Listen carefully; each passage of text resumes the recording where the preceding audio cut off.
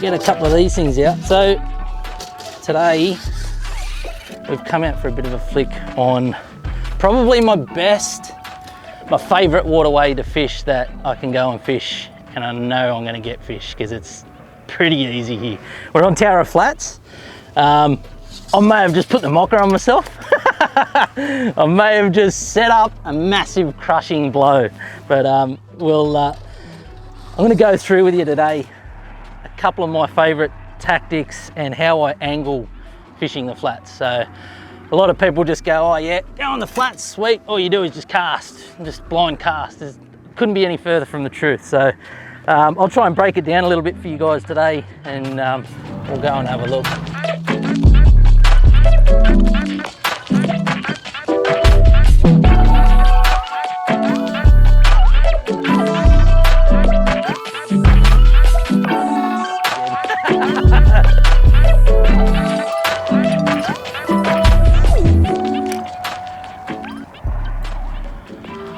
So I was sort of saying before, you know, a lot of people do just think you get on the flat and you're just casting straight and that's it, that's what you're doing. So the way I angle a flat is I break it down into a grid. Being, you know, such a large expansive area, I sort of think of it as like a football field, and I'll fish along it. I'll either do a zigzag and fish along it, or I'll go straight down and then I'll do lines. If I know the fish are in a you know, on a paddock, I'll just go straight lines, no dramas. If I'm searching, I do a little bit more of a zigzag. When I'm doing that though, I'm not just casting one. I'm actually going 1, 2, 3, 4, 1, 2, 3, 4, and I'm breaking that grid down a lot better. You're sort of covering a hell of a lot more ground if you do, you know, grid pattern and grid formation if you're going in a straight line. So it's definitely to your benefit to break your drift down into 1, 2, 3, 4 sort of thing. And if you're fishing 2 up on the boat, you get the boat side on. You guy out the back's doing 1, 2, 3, 4. You're doing 1, 2, 3, 4. You're basically covering, you know, hundreds, you know, probably 100 meters at least of ground. From the furthest out your cast is, mate, fish will come from, you know, 20 meters away if they hear that drop on a flat. So it's definitely the better way of doing it, that's for sure.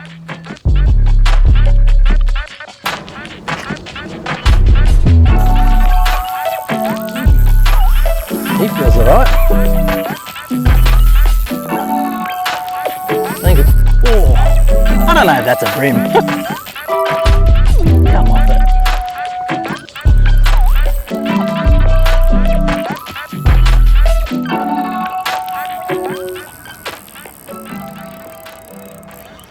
This is another reason I like the flats, because you can really come and test your gear out, because a lot of the time it's sort of a 3-to-1 trevally versus brim. If I've got a new leader that I want to try out or whatever, I'll come here and absolutely give it a punishing on the trevally. Yeah.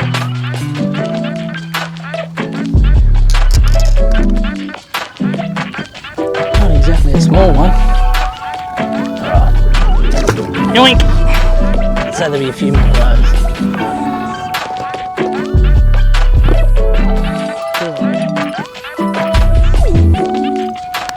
So what I've got tied on, I've got a 1/28th, a 1/20th and a 1/16th. And I'll fish like 1 metre of water, 2 metres of water, 3 metres of water with the corresponding weight.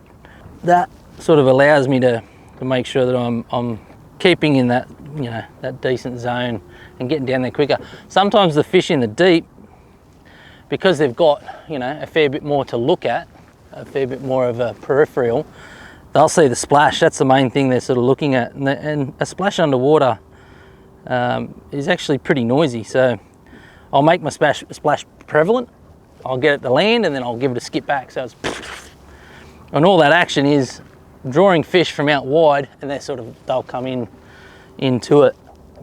So I suppose the heavier weight helps that drop a bit on the surface, and then also can create that action bite because it's dropping a little bit quicker.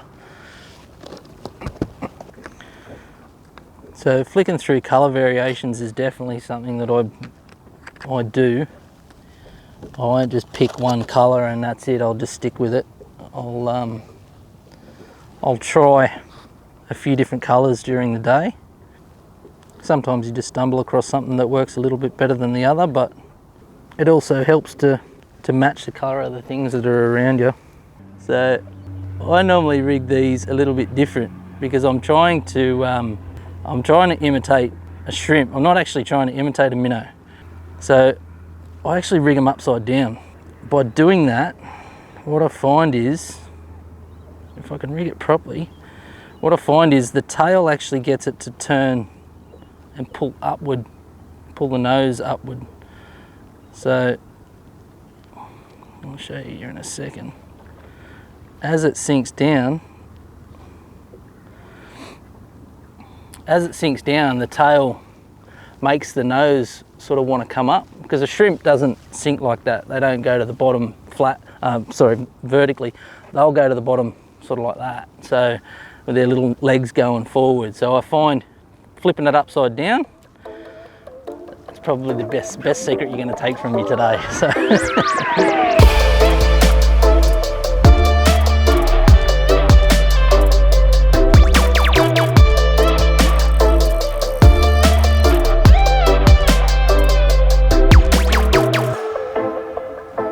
So I was saying before, you know, people generally think, you know, you get out on the flat and you just do a blind cast. Yeah, cast it as far as you can. I always do that. I'm always casting as far as I possibly can. I'll use line to maximize my distance. I'll go as light as possible to get it out there. You don't have to worry about it wrapping you around or doing you in something here. It's not going to happen. So you can go down to 3 pound, you can go down to 4 pound on your leader, but your braid, I'll generally go to a 0.06, and I'll go on size, not really the weight on my braid. That's how I generally find which braid is better for me to use on the flats. So with my retrieve, I do a variety of different things really, but the most important thing that I'm actually doing, it's not my technique with the rod. What it's more about is the depth that it's sitting off the bottom. So I'm in 2.2 meters of water. Basically what I'm doing is, once I get my cast out, I've already worked out that it's going to take about 2 seconds to sink a meter. So I count it down. 4 seconds is basically going to get me to that 2 meter zone. If I give it 5, I'm on the weed, right? Once I've got that, then I lift it up off the weed, and I know it's going to take basically a second to drop back to it. And I don't want it to sit on the weed. I want it to sit just above it. So I'm counting in my head the entire time the depth that I am. And I only use that as a, you know, just as a reference, but you might be in 4 meters of water and you've got to wait 8 seconds to sort of sink it down. And it all depends on the weight that you're using as well. That's then also going to change. So this is what I talk about angling. It's not just cast it out and wait and go. I'm counting the entire time. The maths, I'm not worried about the maths, it's just those seconds, you know. So it's definitely, in my mind, it's definitely a good way to zone out from the day-to-day grind. I can come out here and I can cast. It's almost like blackfishing, staring at a float. I'm not staring at the float. In my head, I'm counting out. I'm counting out from the second it lands to the second it gets to the weed, popping back up off the bottom. And you can really, it sounds insane, but you get into a bit of a zen mode with it. So for me, fishing flats is definitely a really good way to come out and just release and forget about everything, because you are thinking about something the entire time, but it's not something you don't want to think about.